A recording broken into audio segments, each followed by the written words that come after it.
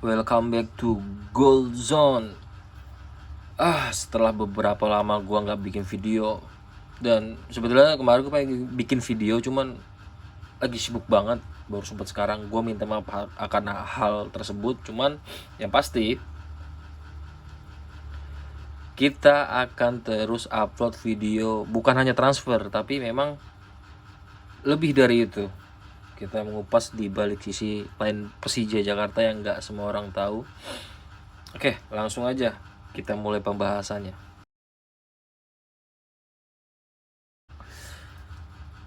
Sebelum kita lanjut, bagi kalian yang suka dengan video ini dan suka tentang channel ini, gue harap kalian support terus biar gue bisa berkembang ke depannya. Caranya subscribe dan lu share ke seluruh dunia. Oke, yang pertama-tama gue mau bahas tentang pemain pinjaman. Pemain pinjaman ini rata-rata memang pemain muda, kayak contohnya si Adre, ya kan? Kayak si Alwi, si Dia Syahid, sama si Adre Giovanni yang ke Persikota, si Alwi ke Bekasi, terus si siapa Dia Syahid ke PSS Sleman, tentu juga sama si Rico Simanjuntak. Beberapa pemain sebetulnya saat jendela transfer masih baru dibuka, itu yang muncul itu sebetulnya bukan nama ketiga ini, yang pemain mudanya, ya kan. Yang muncul itu semua cuma dua, si Rico sama si Reski Fandi awalnya. Cuman memang pada finalnya pemain muda kita yang potensial, yang tanda kutip bisa berkembang lebih, ini dipinjamkan. Sebetulnya ini bagus buat mereka karena bisa dapat bermain lebih. Kalau di Persija kan kayak contoh kayak Goli, aduh sayang banget sebetulnya, bener. Ketika dia masuk senior dia jarang dia mainin. Itu sayang banget sih, padahal potensi dia besar untuk masa depan Persija. Ya kan saya kayak bisa kayak Donitri, Rio Fahmi seharusnya ya. Cuman ya sekali lagi dia harus dapat menit bermain, makanya dipinjamkan.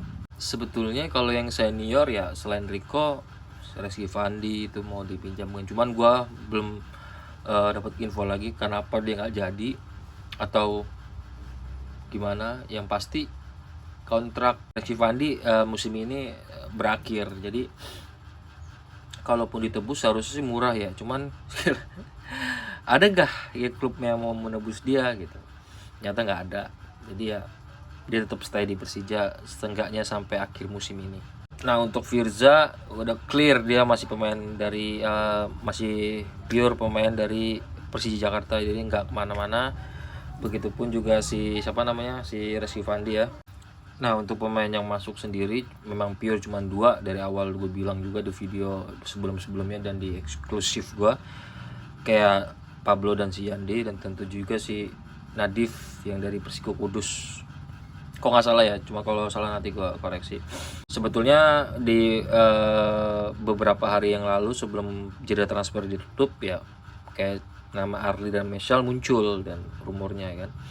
Memang untuk si Arli ini lagi dibutuhkan sama PSM Jogja karena memang masih dibutuhkan, dan dia di sana bermain reguler, dan itu bagus menurut gua karena bisa menambah jam terbang dan juga bisa jadi andalan. Jadi makanya PSM Jogja itu meminta peminjaman lagi karena dia masuk 8 besar atau apa, gue lupa gitu ya.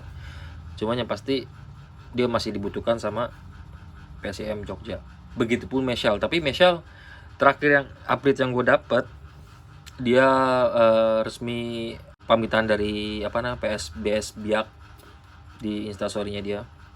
Ya gue nggak tahu apakah dia akan balik lagi ke Persija atau dipinjamkan lagi, tapi yang pasti Persija kan meminjamkan pemain, 3 pemainnya, otomatis seharusnya Michelle masuk ke skuad Persija kembali. Kita berharap dia bisa dapat bermain di Persija biar nggak kayak Goli gitu. Kasihan sih gue berharap dia bisa bermain reguler.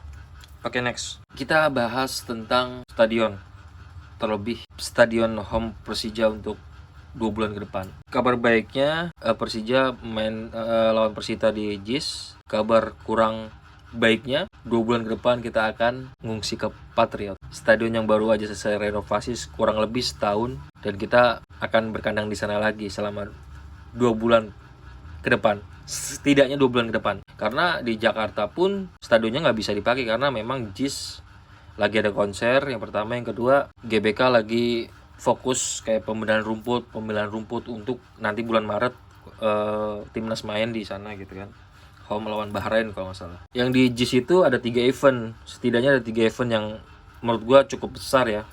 Apalagi di bulan Februari kita di tanggal 1 itu lawan lagi. Ada konser di JIS itu tanggal 1 Februari Maroon 5 itu tanggal 1 Februari 2025, dan Seventeen tanggal 8 dan tanggal 9 Februari 2025, sama Day 6 3 Mei 2025. Nah, sisanya ya kita di JIS itu pemeliharaan rumput, jadi maintenance rumput. Jadi kita nggak bisa main di sana selama 2 bulan ke depan.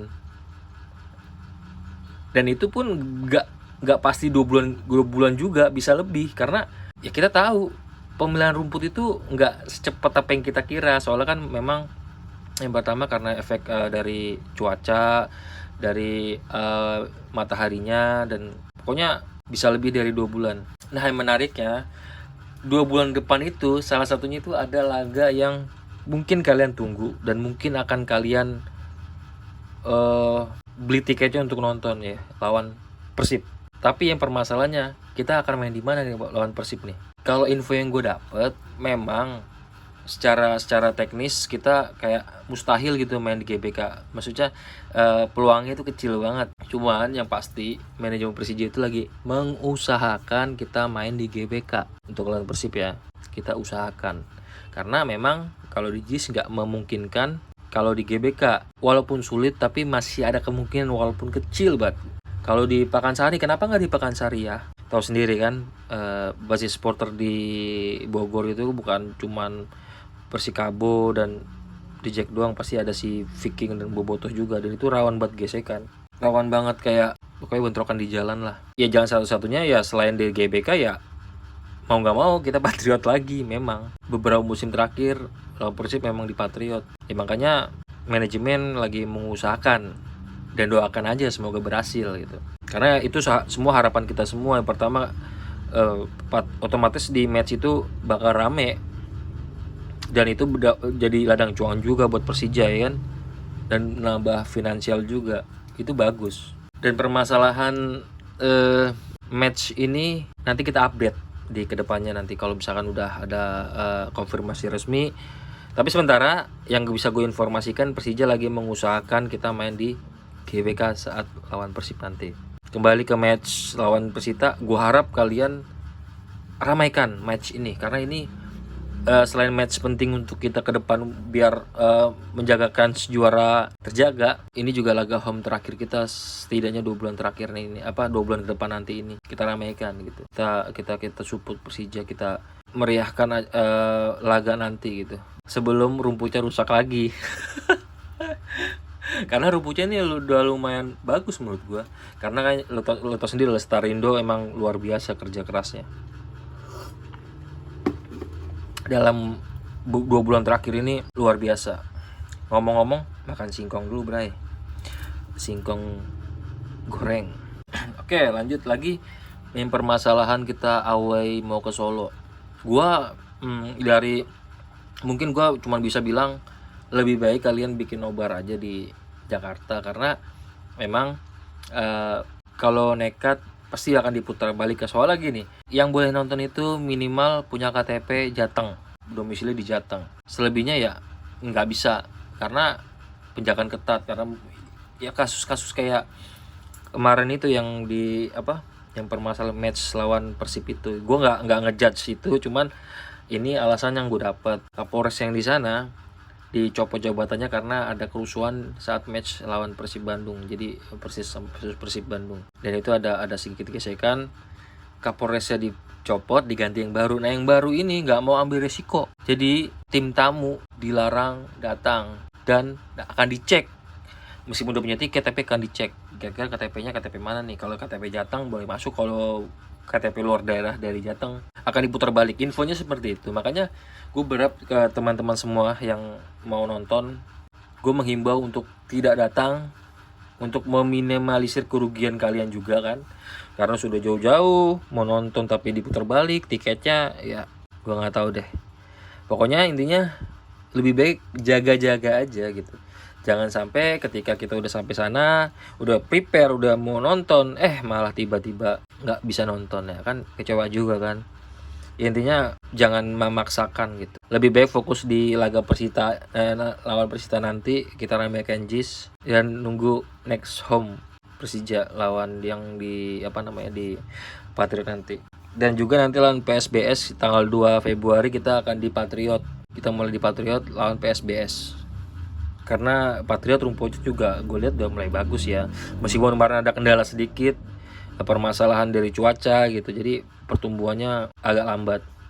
Tapi udah overall Patriot udah seharusnya sudah bagus seharusnya ya. Dalam kondisi renovasi harusnya udah bagus. Dan kali ini gue untuk mengisi durasi, gue mau bahas kayak pemain timnas yang bakal pemain diaspora yang bakal join di timnas Indonesia nanti di bulan Maret.